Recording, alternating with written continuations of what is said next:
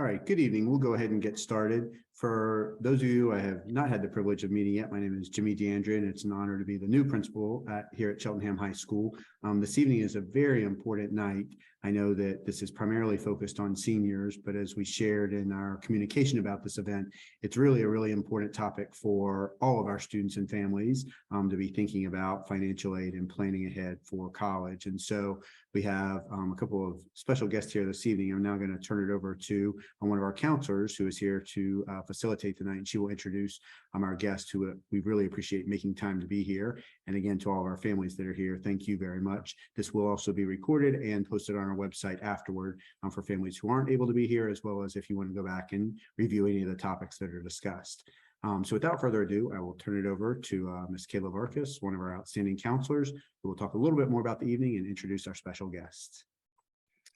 Good evening, Cheltenham family. My name is Kayla Vargas. I'm one of the counselors here at the high school. Welcome to Financial Aid, What You Need to Know. Our presenter today will be Lisa Ware, the Assistant Director of Financial Aid for Arcadia University. We are so excited to have her kind of give us all the instructions we need about the financial aid process. Welcome, Lisa. Well, thank you, Kayla, for that introduction, and thank you, Principal Jimmy. Good evening, family, and hopefully I can answer most of your questions and put your mind at ease. So with that said, let's get started.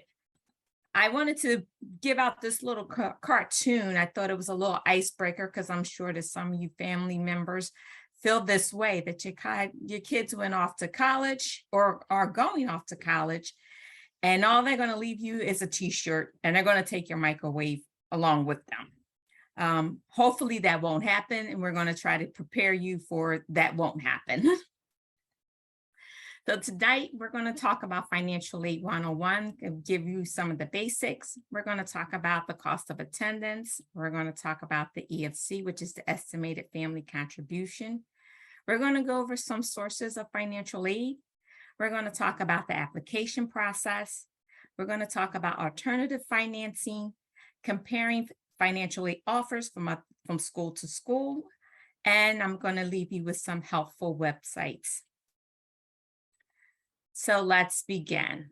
What is financial aid? Financial aid is the assistance for students and their families to help pay for post-secondary education. And financial aid can consist of grants, which is the federal grants, and your state grants.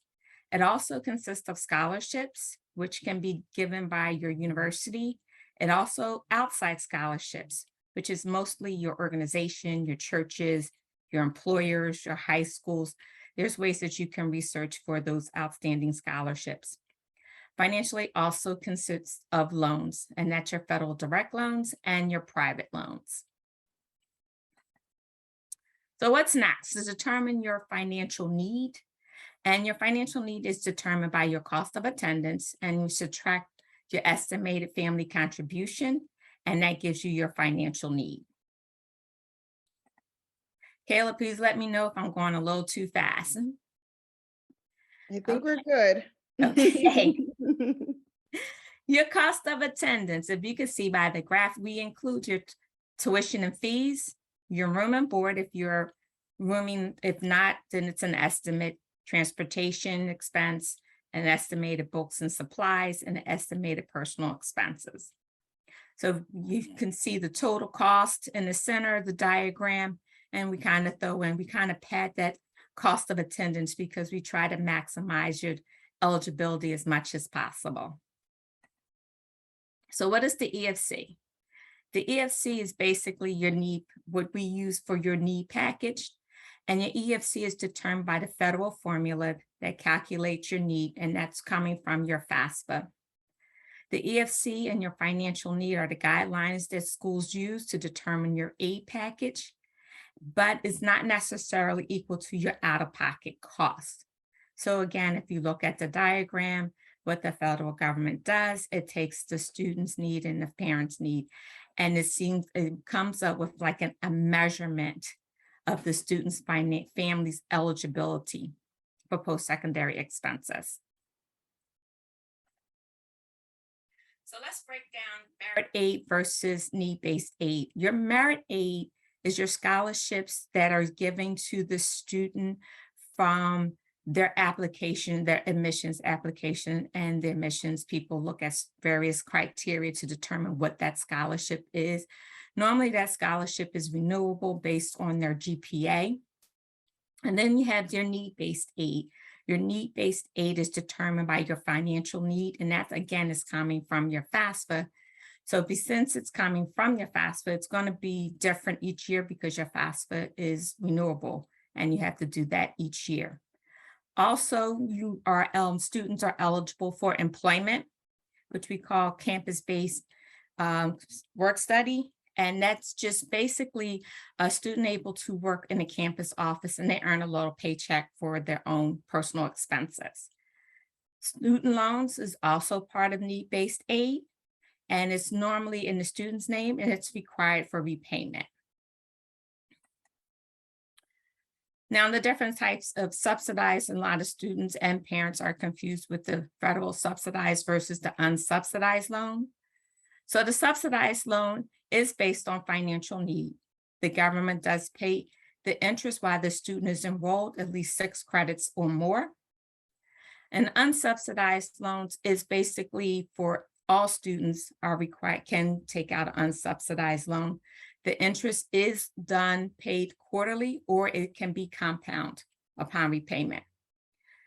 Payments on the student loan is 6 months after graduation starts repayment, or 6 months if the student falls under 6 credits. Excuse me. It's a variable fixed rate, and that means that each year that the rates on the loans do change. Repayment is a 10-year process. I'm sorry. Parents also have an opportunity to take out a Parent Plus loan. The Parent Plus loan is based on credit. Again, it's 10 years for repayment. Repayment does start sooner though. It's 60 days after the second disbursement. And when you're doing financial aid and you're talking about loans, it's for the entire year. So it will be 60 days after the January disbursement. If for whatever reason you cannot do the payments during that, you can request to have it deferred, and you can have it deferred up to 4 years as long as the student is enrolled. So loan limits in aggregate. If it's a dependent student, you can see up to 26 credits. They're eligible for $3,500 in subsidized loan, and $2,000 unsubsidized loan. From 27 to 56 credits, it increases to $4,500 in subsidized, and $2,000 in unsubsidized loan. 57 and above would be normally their junior to senior year, is $5,500 in subsidized and $2,000 in unsubsidized. Now, for any incidents that there's an independent student, or if a dependent student has a parent denied a plus loan, you see it as far as on a graph that the unsubsidized is increased by $4,000 to $5,000. Your aggregate limits. This is basically how much the student can borrow through their lifetime in college. So if it's a dependent student, they have a combination of $31,000, and that's $23,000 in a subsidized loans, and that's only if their parent is able to borrow a plus loan. For that student whose parent is unable to borrow a plus loan, that combination increases to $57,500, and that's because they end up taking out more unsubsidized loan. However, the subsidized is still capped at $23,000. Once they get into grad school, then their maximum subsidized is $65,500, and their maximum subsidized unsubsidized is $138,500. Also, once the student is in grad school, sometimes their parents still have to help them out, and there is a Grad Plus loan that's also available. So let's talk about the application process, which is the main start of your financial aid. The FAFSA is the free application for federal student aid. The information is not only sent to the Department of Education, but it is also sent to the state. And for our case, it will be the state of Pennsylvania, which is also called FAIR. Now, as of right now, and every year, the FAFSA opens up October 1st. So for the next year, for the 23-24, the FAFSA is currently open. Where you can go to apply for your FAFSA is studentaid.gov, and you would just click on complete FAFSA. You also have an opportunity to do it on the mobile app, and the mobile app is My Student App. VIA has a deadline of May 1st. So if any communications that they need from additional communications, they need to receive it by May 1st. And so May 1st is typically the deadline for all schools to make a final decision for if you're going to attend or not, because they follow the state grant deadline. So here's some tips about filling out your FAFSA. The parent and the student needs what's called an FSA ID, and that FSA ID will last the entire time that you're in school. That's basically your electronic signature. It's a code because once you fill out, complete the FAFSA, the student has to sign it and the parent has to sign it. So in that process, when you're filling out, here's some local tips. One, you want to make sure that you're using the name that's on your Social Security card and not a nickname. If there's any problem with the name that's on your Social Security card, you need to make sure that you check with the Social Security Administration at ssa.gov.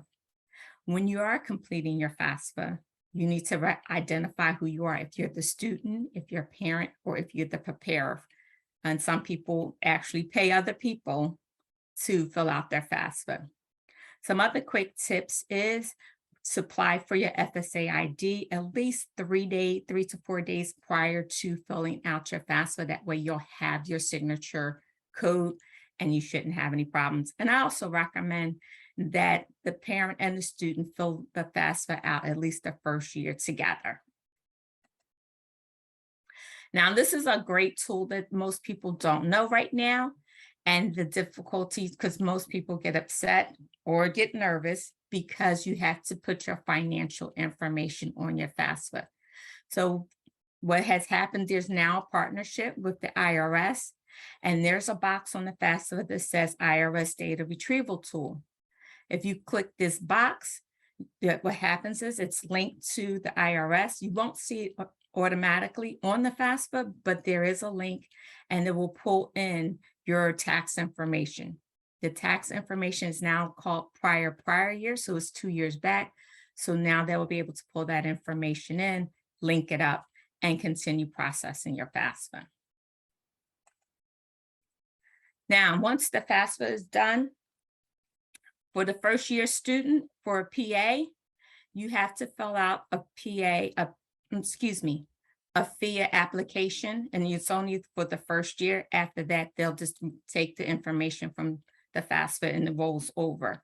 You have 2 ways to fill that out. You can either wait after at least 3 or 4 days after you completed your FAFSA and go to FIA.org, or once you submit your FAFSA, you can click on the button that says start your application for your state grant.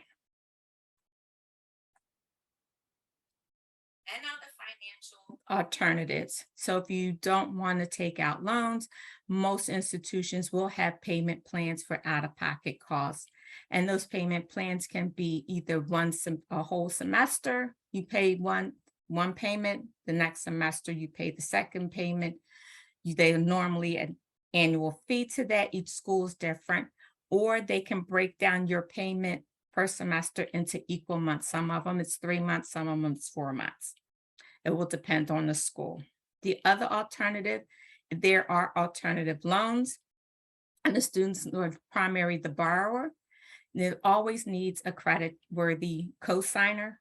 It's a variable interest rate. And as far as repayment, there's normally a minimum of 6 months after graduations, and there's always some other type of incentives after repayment. Sometimes they let go of the cosigner. It depends on the borrower of the bank. Also, you can borrow a little bit more than you can do a plus loan. You can borrow up to total cost. What we have, I have the website of Arcadia at the bottom, because on Arcadia's financial aid, on Arcadia's financial aid sheet, we have with our software company, which is called Elm Sheet, and it has a list of alternative loans, various banks, and it has all their incentives, it has their interest rates, and I would recommend that you kind of go out there and look at that information just to get a sense of what they are right now. So comparing financially offers, each school has a different offer. Each school will use different terminology. So what you may want to do, and I believe I gave Ms. Kayla some information on how you can make your little chart on comparing that information. So you want to look at your direct cost of the bill. You want to look at your indirect cost. You want to look at your scholarships and grants. And some schools refers that as gift aid. You want to look at your loans if there's work study involved. That sometimes is called health aid. You want to look at your out-of-pocket costs, and you want to subtract that from the total cost. So these are just little tips that you want to look at when you are determining which school is cost effective for you. Again, here is a few websites that are important. You have your studentaid.gov. That is where you go to complete your FAFSA. Also, the studentaid.gov has some information for the parents and students. You can do an aid estimator on there. FIA.org also has estimators on there. They have information in reference to their state grant. It has information in reference to their loans. Arcadia also has the same information on their website. They have the net calculator, so you can kind of use that to do an estimation of what you would be eligible for, an estimation of what your out-of-pocket costs would be. Again, it also has the ELM sheet, which compares all the alternative loans. That information is on there. FastWeb is a scholarship search. You can search for outside scholarships and apply for outside scholarships to cut your out-of-pocket costs. College Board is great for helping to determine what's the actual college is right for your child. We got College Express, and we got collegecost.ed.ed. Again, estimators are at all these sites, and it is actually helpful. I know this was some quick information, and I'm sorry if I went too fast, but thank you for the proof allowing me to present, and I will open up for any questions.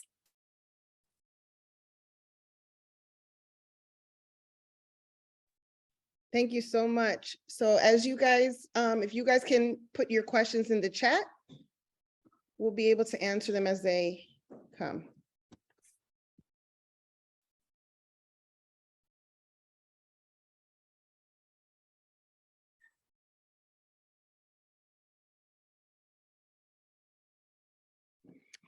One of the questions, Lisa, that came up, I think I answered it right, I hope I did, was which parent should create an account and file for the child? If it's separated parents, it will be the custodial parent. If it's parents that live together, it doesn't matter.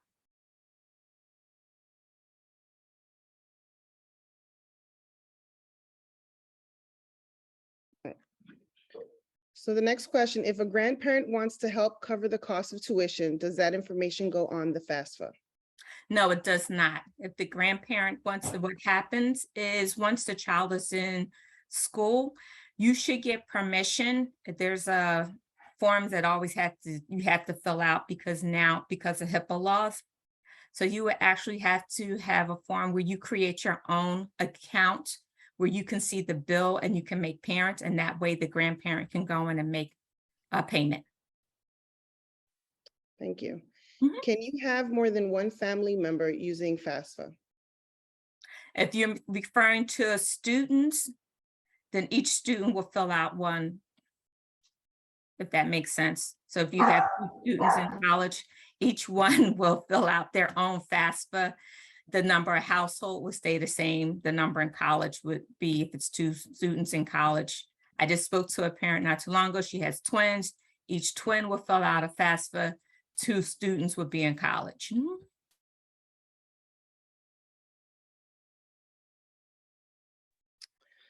How do students from dual income, when they are divorced household, fill out the form if both are custodial? I'm sorry. I'll read it again. Yes. How do students from dual income, when they are divorced households, fill out the form So I'm assuming this is a divorced couple and they're both custodial. So it would be the one who the student lives with the majority of the time of the year. That's the income that's used. And if that's not answering the questions, if you shoot that to me, I'll do some research and get a better answer. What happens when parents are divorced? Who fills out the form? Who's responsible for both? And I think we're kind of repeating a similar question. Yeah, it's the A one. little bit the more in student- depth with that, Lisa. Thank you. Yeah. Mhm. I'm sorry. Yeah, again, it's with the student, it's the student who lives with the parent the most. So if they live with one parent full-time, the majority time of the year, that's the income that you would use. The other parent, again, is welcome to be able to log in, have their own account to make payments.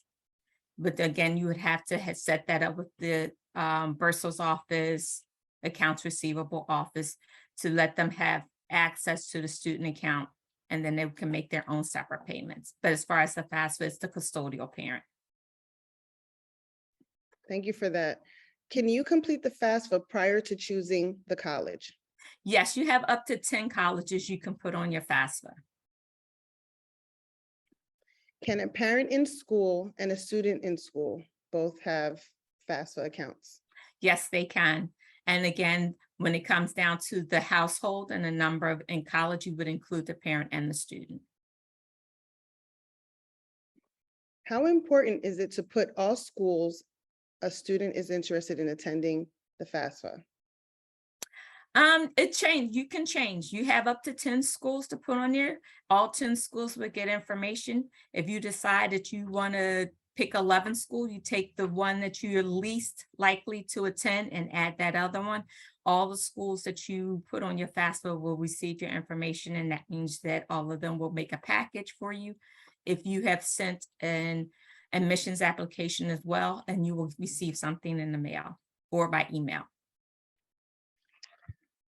Okay, Lisa, I think we need to kind of clarify a little more about the custodial parent. We have a couple of questions about what if they, I guess, share equal time with the child?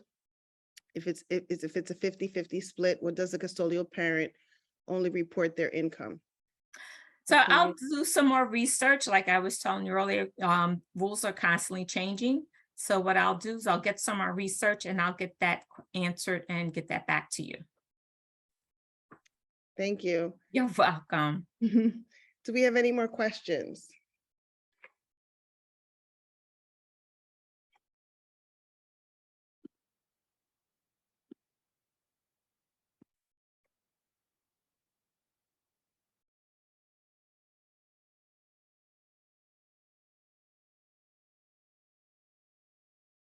This is fantastic, Lisa. Would you be able to just kind of give us our next marching steps as we move forward as parents?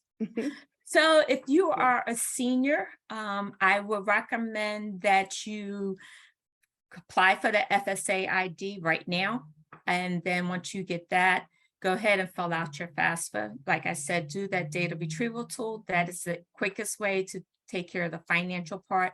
If you have a list of schools that your child is interested in, you have up to 10 to put on the FAFSA. If you have not started your college search, I would recommend that you do some open houses, that you would do some virtual tours, go on College Board. College Board is great that you can look into the region, what type of interests that your child is trying to study, and they can start narrowing down what colleges will be best a fit for you and your family, for them and yourselves, because you got to think of travel. You got to think of, there's several factors to take in outside of cost, activities. So I would start doing those will be my next steps. All right, thank you. The next question is, FIA had a deadline of May 1st. Is that correct for FAFSA?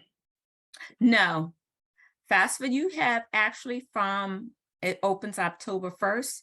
And FAFSA, actually, the deadline is, it doesn't end until June of next year. However, if you plan to receive aid from an institution, you need to do your FAFSA as soon as possible. That will help them get your aid package out to you, unless you're trying to do straight out of pocket. That's how your need is determined. Great. Which site on the previous slides are the one for scholarships? It's the first one, FAFSA Web, and I believe the one right under it, let me go back. Yeah, can we show that slide one more time? Sure, it's Mhm. FAFSA Web and College Express.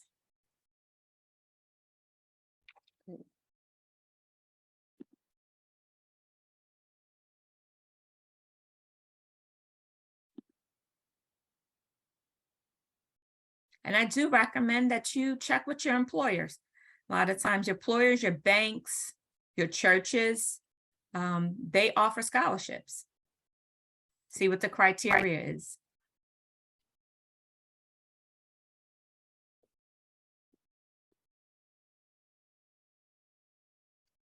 Right, one more question. Will you provide a copy of the presentation for today? I believe it is being recorded. We'll most likely post it on our counseling section on the main Cheltenham website. I can't give you an exact date, but yeah, we'll post it. Ms. Vargas, it'll be up tomorrow. Perfect. See, I didn't want to speak for you, Mr. Coleman, and tell you like right now. Thank you. You're welcome.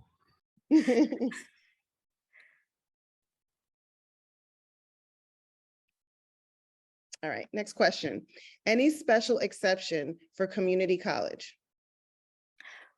Can you define that a little bit more when you say special exception? Yeah, so I'll let you type in the chat a clarification on that question. I'll go to the next one for now. It would be wonderful to be able to access the deck without the recording of, if it's possible. It will be provided as a separate link. Perfect.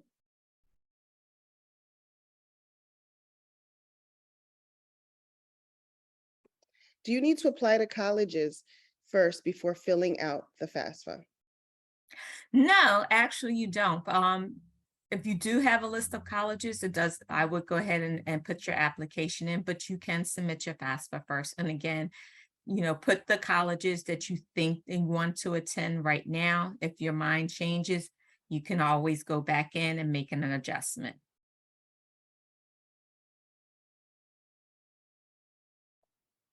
Just because FAFSA opens October 1 does not mean that you have to submit it October 1. Most colleges do try to get financial aid packages out the door at least by end of December.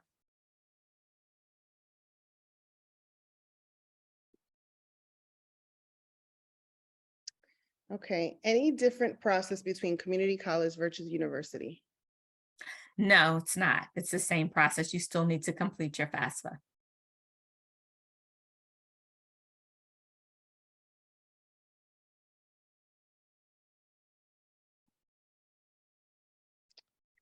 And a continuation, can we include community college in FAFSA?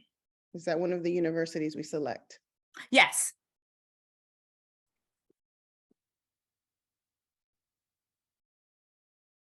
Again, the FAFSA gives you 10 options, whether it's a 4-year or 2-year institution, you can put that on there. And even some trade schools. Again, do your research, go to the websites, do your research on the institution.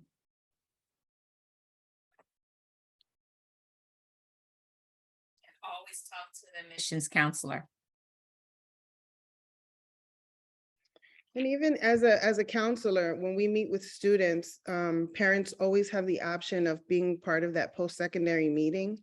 And during that time, we can discuss the specific university or college or post-secondary plan that your child has. And we will kind of guide you in the direction of what FAFSA would look like for that particular plan.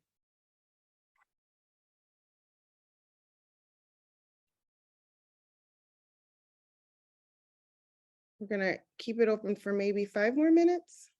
I don't see a lot of more questions coming in because Lisa's excellent. Lisa, you're excellent.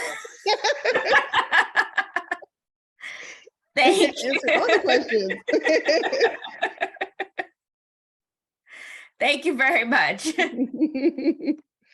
Again, I will definitely make sure I get the answer to that one question.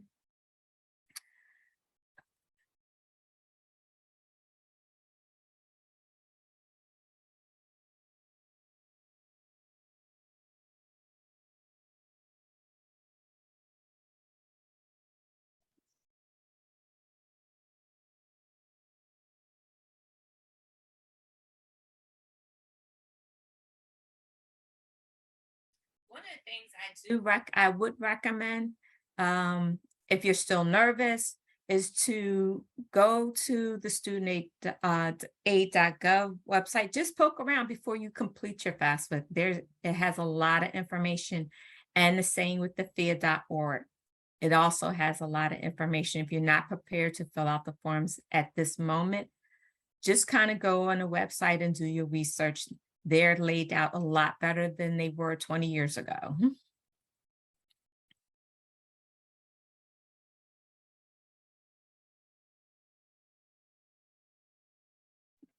So do you recommend, so you recommended reaching out to admin at schools if a student is interested in?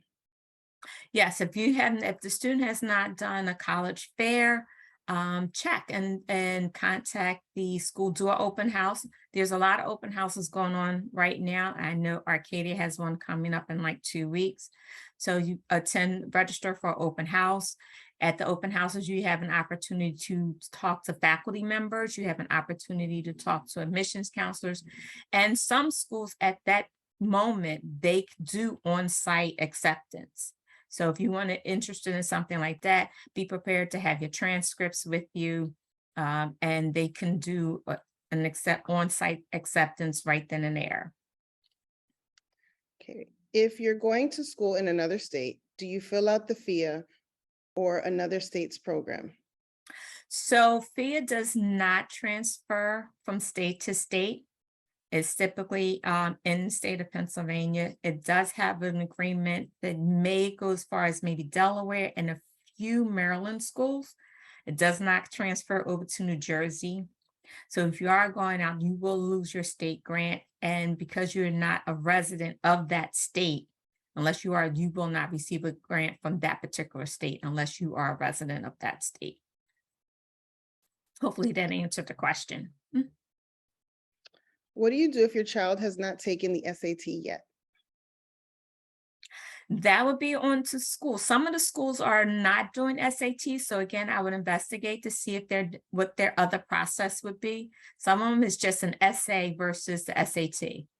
Because some schools are getting away from the SAT. It just depends on the school. And that's also a conversation that can be had between parents and the counselor. We can aid in just helping to navigate what schools we should be looking at to take an SAT. And I believe College Board also helps with that information as well.